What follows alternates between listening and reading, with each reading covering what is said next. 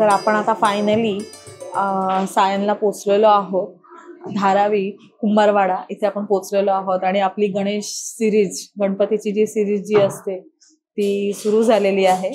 आणि आपला पहिला गणपती कव्हर करण्यासाठी आपण आज गुरुदास कुंभार यांच्या घरी आलेलो आहोत. कुंभारांचा तेजूकाया बघण्यासाठी आणि त्यांनी जी थीम साकारली आहे जी लोककलेची ती आपण बघण्यासाठी पोचलो आहोत. आणि चला तर मग जाऊया.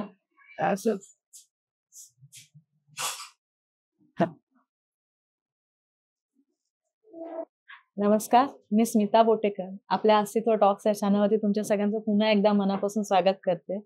आणि सगळ्यात प्रथम तुम्हाला सगळ्यांना गणेशोत्सवाच्या खूप खूप मनापासून शुभेच्छा देते. महाराष्ट्र म्हटला तर आपल्याला वेगवेगळ्या लोककलेची परंपरा, आपल्याला पहिल्यापासून तो आशीर्वाद मिळालाच आहे. आणि प्रत्येक ठिकाणी आपण गेलो तर वेगवेगळ्या भाषा येतात, त्याच्याप्रमाणे लोककला ही वेगवेगळी बदलली जाते. त्याच्यामध्ये भारुड म्हणा, तुमचा बुरगुंडा म्हणा, अजून सगळ्या देवी देवतांचे गोंधळ जागरण करणारे गोंधळी म्हणा, प्रत्येक जण आपापल्या अगदी प्रत्येक वारी करणारा एक वारकरी, ह्याच्यातनं सुद्धा आपली लोककलेची सांगडता केली जाते. सौंदर्य, अदाकारी यांचं प्रतीक असलेली लावणी म्हणा, अगदीच सगळ्यांचं प्रेमळ म्हटलं तर कोकणातल्या माणसाचा दशावतार म्हणा, हे सगळे लोककलेशी सांगड घातलेलेच आहे. ते सुद्धा लोककला आपली सादर करत असतं. काहीतरी गणतंय ना, गणेशोत्सव म्हणते मी आणि लोककला म्हणते, काहीतरी गणतंय. नाही, काही गणत नाहीये. आपले आजपासून पुन्हा एकदा गणपतीची सिरीज सुरू होते आणि त्याच्यामध्ये आपण सगळ्यात पहिला गणपती बाप्पा करायला आलेलो आहोत गुरु कुंभारांचा तेजूकाया. आणि त्यांनी यावेळची जी आरास केलेली आहे ती त्यांनी आपल्या लोककलेला अर्पण केलेली आहे. आणि माझ्या समोर आता गुरुदादा आहेत आणि मी त्यांना रिक्वेस्ट करेन की आपल्या प्रेक्षकांना तुम्ही थोडक्यात तुमच्याबद्दल माहिती सांगा आणि मग आपण सुरू करूया. नमस्कार, मी गुरुदास कुंभार. फोटोग्राफी तशी माझी आवड, पण ऍज अ प्रोफेशन मी आहे टेक्सटाईल इंजिनियर. फोटोग्राफी, आपण मुंबईत राहतो, मुंबईचा गणेशोत्सव हा जगात प्रसिद्ध आहे आणि गणेशोत्सव म्हणलं की त्या निमित्ताने त्याची फोटोग्राफी पण आली. आगमन सोहळे, विसर्जन सोहळे किंवा गणपतीची आपण नवीन नवीन रूप आपल्याला कॅमेऱ्यात कैद करायला खूप आवडतं. तर तशीच आवड करता करता मी फोटोग्राफी सुरू केली. नंतर ती प्रोफेशन झाली, वेडिंग्स झाले. सध्या जॉब आणि फोटोग्राफी दोन्ही एकत्र चालू आहे. अरे वा, म्हणजे तुम्ही तुमचं बाय प्रोफेशन पण जपताय आणि तुमची पॅशन पण जपताय. तर एक आर्टिस्ट म्हटलं की आपल्याला सगळी आर्ट ही दिसतेच आणि हे तुमच्या डेकोरेशन मधून खूप छान पद्धतीने तुम्ही त्या आर्टला एक न्याय दिलेला आहे. मला एक विचारायचंय की हा जो बाप्पा आहे, तुमचा पूजेचा बाप्पा वेगळा दिसतो आणि हा डेकोरेशनचा जो बाप्पा आहे, तर ही पहिल्यापासून मी 2-3 वर्ष तुमचं डेकोरेशन जे बघते त्याच्यामध्ये तेजूकायाची जी मूर्ती आहे ती रिप्लिका होते. तर असं त्याच्यामागे काही कारण आहे का? कारण म्हणजे तेजूकाया माझा सगळ्यात आवडता गणपतीचं रूप. ओके. म्हणजे आपण लहानपणापासून बघतो की प्रत्येकाला एक मंडळाचा गणपती आवडतो. राजा असेल किंवा जेव्हा मी लहान बाबांपासून जायचो लहानपणी बाबांसोबत, तर तेजूकायाची मूर्ती हवेत असायची तेव्हा. आणि त्यावेळी नवल असायचं की अरे हवेत कशी, म्हणजे लहान असताना कळायचं की याच्या मागे रॉड असतो किंवा काय असतं, तर ते हवेत दिसायचं. आपण जर बघितलं तेजूकाया थोडा अग्रेसिव्ह आहे, त्याचं कंठस्थळ बाहेर आहे. लहानपणी आम्हाला बाबा सांगायचे की तेजूकायाचा आपण बघितलं तर हात असा असतो आशीर्वादाचा. आणि लहानपणापासून त्याची मला भीती द्यायची की बघ हा गणपती जर आपण काय वाईट केलं तर मारतो सुद्धा. त्यामुळे तो तेजूकाया मनात बसलाय तर मनातच बसलाय. सुंदर केलेलं आहे. आणि मला वाटतं ही जी आखणी आहे ना, ही जी तुम्ही जी तेजूकायाची ही बनवलेली आहे ही, ती सुद्धा मला वाटतं 1 वर्ष तेजूकायाच्या मंडळामध्ये होती. आणि आता आपण मेन डेकोरेशन कडे वळूया. हे तुम्ही याच्यामध्ये बऱ्यापैकी वेगवेगळी लोककलेला हे केलेलं दिसतंय. तर ही संकल्पना तुम्हाला कुठून सुचली की आपण यावर्षी डेकोरेशन करावं तर लोककलेचं करूया? आपण महाराष्ट्रात राहतो आणि महाराष्ट्राला भूगोल सुद्धा आहे, इतिहास सुद्धा आहे. त्यामुळे कसं असतं की महाराष्ट्रात 2 वर्षापूर्वी मंदिरच दाखवलेलं, महाराष्ट्रातलं खोपेश्वर मंदिर दाखवलेलं. तर आपण बघितलं तर महाराष्ट्राला इतिहास आहे, भूगोल सुद्धा आहे. आपल्याला महाराष्ट्राला संतांची परंपरा लाभले, मंदिरांची परंपरा लाभले. महाराष्ट्रात एवढी मंदिरं आहेत, जर त्याचा आपण अभ्यास केला तर आपल्याला अजून पुढचे किती वर्ष जातील. तर 2-3 वर्षापूर्वी मी संतांचं दाखवलेलं होतं. जेव्हा संत गोरा कुंभार भक्तीत लीन असायचे तेव्हा विठ्ठल स्वतः येऊन त्यांची मडकी घडवायचे. तर तो एक प्रकार दाखवला होता. त्याच्यानंतर मी कोपेश्वर मंदिर दाखवलं होतं कोल्हापूरचं. तर यावर्षी काय करायचं तर आलं आपल्याकडे लोककला. आपण जर बघितलं तर महाराष्ट्रामध्ये लोककलेची परंपरा खूप मोठी आहे. आपण जर प्रत्येक गोष्ट म्हणत गेलं तर बाल्या डान्स आलं, त्याच्यानंतर त्यामध्ये भारुड आलं, कोकणातले दशावतार आले, असं आपण काउंट करत गेलं तर खूप मोठी लिस्ट आहे ती. तर सगळं दाखवता येणं इथे शक्य नाहीये, त्यामुळे फक्त 6 प्रकारच दाखवलेत. आपण बघितलं तर भारुड आत्ता कुठेच आपल्याला ऐकायला मिळत नाही. नाही.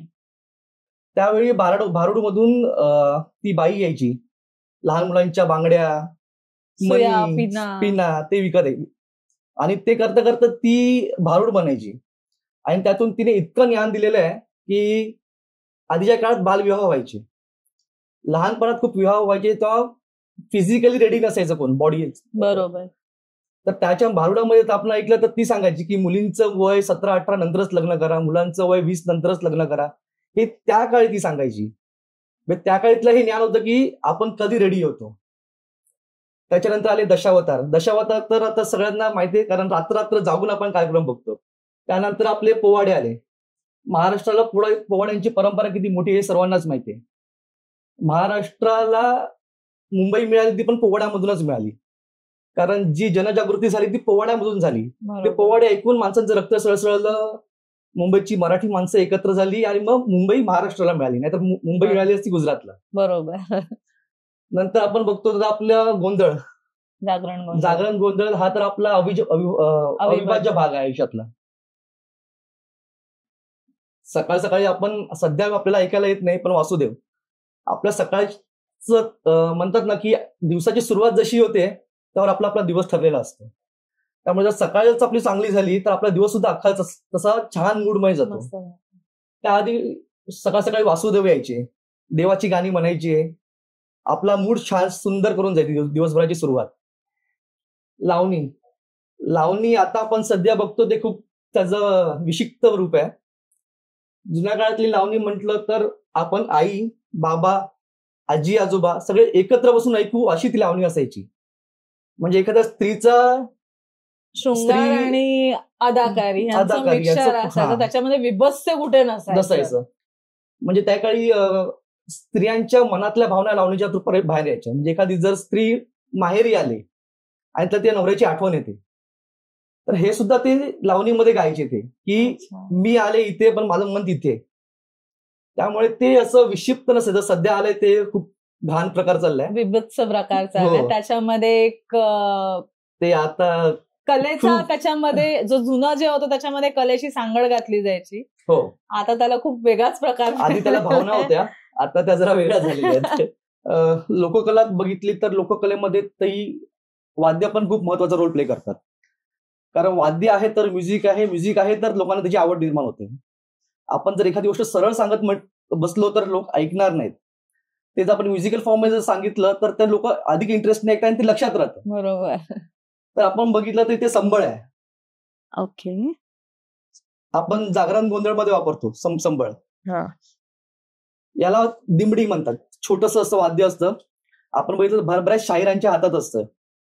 या 2 बोटाने वाजवतात. ढोल आहे, हलगी आहे, तुंतुन आहे आणि तिकडे तारपा आहे. तारपा हे आदिवासी वाद्य आहे. ते महाराष्ट्रात फार कमी जणांकडे ते अवेलेबल आहे. त्यातलं एक इकडे या टीमकडे आहे. आपण सध्या बघितलं तर महाराष्ट्रात एक फोक आख्यान म्हणून तरुणांचा शो आलेला आहे. ही मंडळी लोककलेचं जुनं रूप पुन्हा दाखवायचा प्रयत्न करतात. तर त्यांच्या मेहनतीला कुठेतरी न्याय मिळावा ते करतायत. ते आणखीन त्यांनी जोमाने करावं. आणखीन लोककलेचे जुने प्रकार त्यांनी शोधून काढावेत. त्यासाठी त्यांना प्रोत्साहन म्हणून एक छोटासा त्यांचा सेट करायचा मी प्रयत्न केलाय की निदान त्यांना पण कळावं की कोणीतरी आहे आमच्या लोककलेचा प्रकार आवडतोय आणि त्यांनी आणखीन जुने जुने प्रकार त्यातून शोधून काढावेत. त्यामुळे छोटीशी मेहनत केलेली आहे. ह्या सगळ्या मूर्ती हँडमेड आहेत, शाडू मातीच्या केलेल्या आहेत. ऑफिसवरून आल्यावर रात्री 1:30-2 पर्यंत जागून केलेले आहेत. त्यामुळे आणि ही संपूर्ण त्यांची टीम आहे. जे मागे आहेत ते कोरस देतात. ओके. हे पुढची त्यांची पूर्ण म्युझिशियनची टीम आहे. हे पुढचे सगळे सिंगर आहेत. ईश्वर अंधारे, हर्ष विजय, हे यांचे या तिघांनी मिळून हा शो सेट केलाय. मेन लीड जे त्यांचे जे आहेत कंडक्ट करतात शो, त्यांची जी गाणी आहेत ती सगळीच्या सगळी गाणी किंवा जे त्यांचं लेखन आहे ते सगळं ईश्वर अंधाराने केलेलं आहे एकट्याने. हर्ष विजयला आपण सगळेच ओळखतो कारण ते म्युझिशियनच आहेत. त्यांचं म्युझिक तर खूप छान आहे. सध्या ते माझं राजा छत्रपती झालं एक गाजतंय पूर्ण महाराष्ट्रामध्ये, हे त्यांचंच गाणं आहे. त्यामुळे त्यांच्या मेहनतीला कुठेतरी न्याय मिळावा, त्यांनी आणखीन जोमाने आणखीन जुने जुने प्रकार शोधून काढावेत म्हणून हा एक छोटासा प्रयत्न आमच्याकडे. त्यांच्या कामाची पोचपावती त्यांना ह्याच्यातच मिळेल जेव्हा हे ते व्हिडिओ बघतील किंवा तुमचं डेकोरेशन प्रत्यक्ष येऊन बघतील तेव्हा त्यांना खरंच ती पोचपावती त्यांच्या कामाची मिळेल. आणि ही पोचपावती खरं तर प्रत्येक आर्टिस्टला मिळणं हे खूप बोलतात ना की एक मोठं असतं. त्याच्यामुळे त्यांना नक्की हे आवडेल. आणि मी सुद्धा वेट करते की पुढच्या वर्षी तुम्ही अजून एक नवीन काहीतरी चांगली संकल्पना घेऊन याल. साधारण दादा मला तुम्हाला एक विचारायचं होतं की हे जे डेकोरेशन तुम्ही बनवलंय हे तुम्हाला किती वेळ लागला हे डेकोरेशन साकारायला? मी कसं असतं की ऑफिसवरून येऊन रात्री करायचं काम, त्यामुळे महिनाभर लागला मला. एक महिनाभर तुम्हाला हे सगळं डेकोरेशन, या सगळ्या मूर्ती, इव्हन मला वाटतं तेजुकाची पण तुम्हीच बनवली? नाही, ती मूर्तिकार आहेत अभिषेक सुनका, त्यांनी बनवलेली आहे. छान बनवली आहे ते पण. धन्यवाद. अस्तित्व टॉक्स टीम आपल्याकडे आलेली आहे आज आणि खरंच मी आभार मानतो तुमचे. गुरुदादा आम्हाला सुद्धा खूप छान आवडलेलं आहे तुमचं डेकोरेशन, सगळी तुमची आर्टिस्ट जी तुमची मेहनत आहे त्याला आमचा सुद्धा सलाम.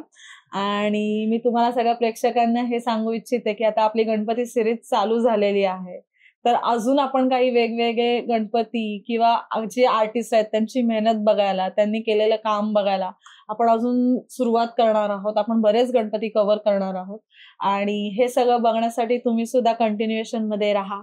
आणि ज्यांनी आपल्या चॅनलला सबस्क्राईब नाही केलेलं आहे त्यांनी प्लीज प्लीज प्लीज सबस्क्राईब करा. हे तुमच्या ह्याच एका गोष्टीमुळे आम्हाला सुद्धा खूप मोठं प्रोत्साहन मिळतं.